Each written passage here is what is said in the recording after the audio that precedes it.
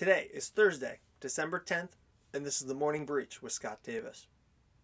Rebecca Jones, a data scientist from the state of Florida, was arrested as part of an investigation into unauthorized access of a state emergency responder system. Back in November, a message was sent out to approximately 1,700 members of Florida's Emergency Support Function 8, or the ESF 8 group. ESF 8 is headed under the Florida Department of Health and coordinates public health responses across multiple agencies. The initial thought is a hack has occurred, or a user's credentials were compromised. In fact, the state DOH declined to answer questions regarding the message when asked by the Tampa Bay Times. This is likely because the system isn't just bad practice, but is awful. All users assigned to ESF 8 tools share the same username and password. That set of credentials does not change when users resign or are fired. So once employees are no longer associated with ESF 8, they are no longer authorized to access the multi-user group. To make matters even worse, the credentials that all users share is part of a logistics operation manual that is publicly searchable and accessible on the Florida's DOH website.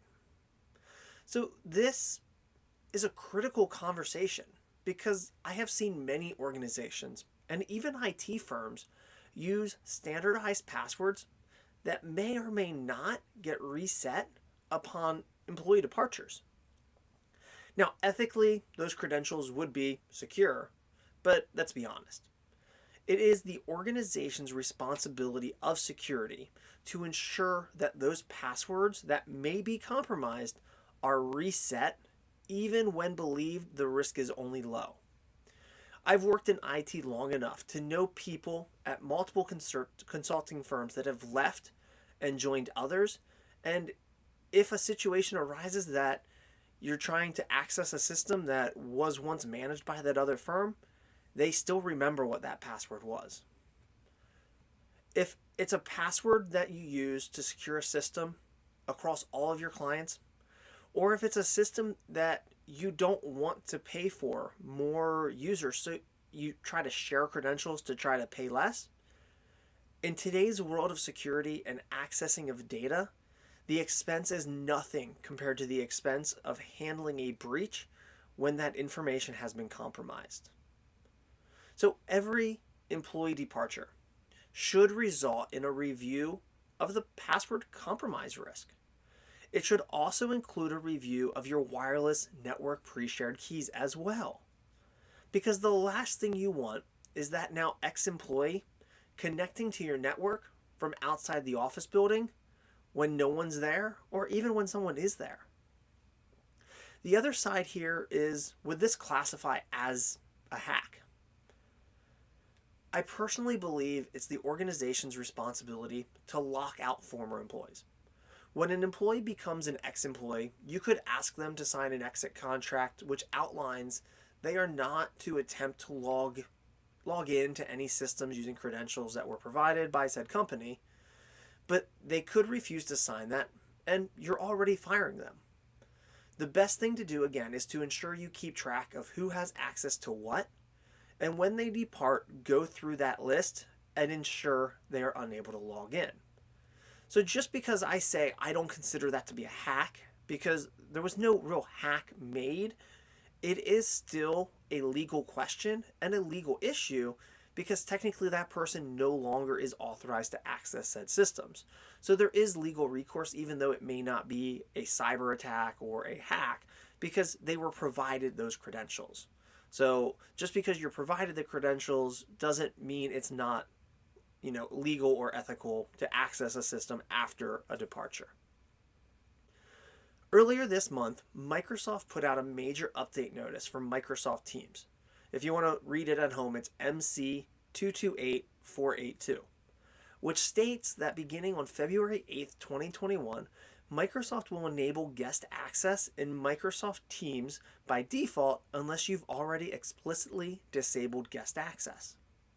Currently, the service default is guest access off.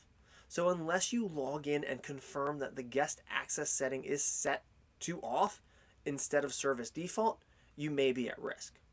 You can view this and change under org-wide settings, guest access in the Teams admin center.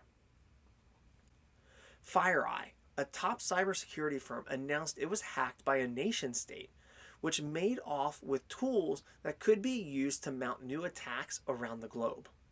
FireEye has been the first call for organizations and government agencies for years after a hack is discovered or believed to have occurred.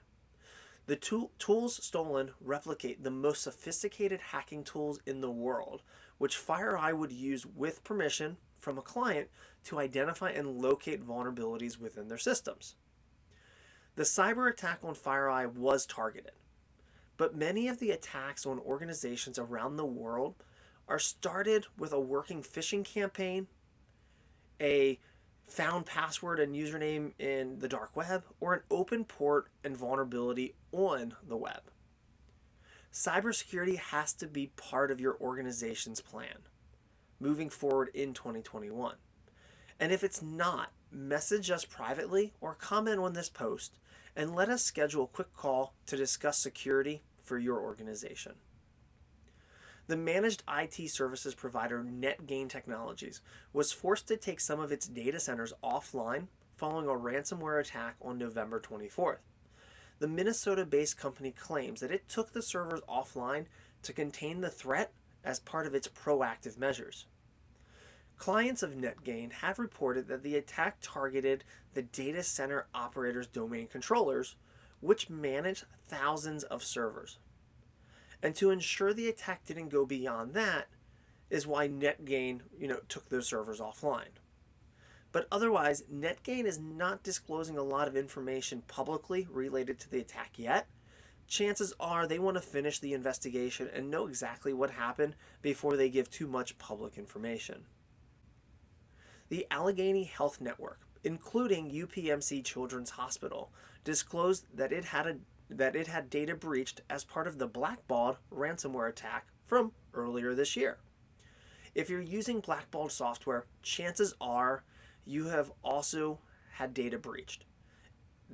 Blackbaud's data breach is likely going to be the largest breach of 2020, and it's one that we've talked about on a regular basis through the Morning Breach as more and more organizations and nonprofits come out announcing a breach has occurred through Blackbaud.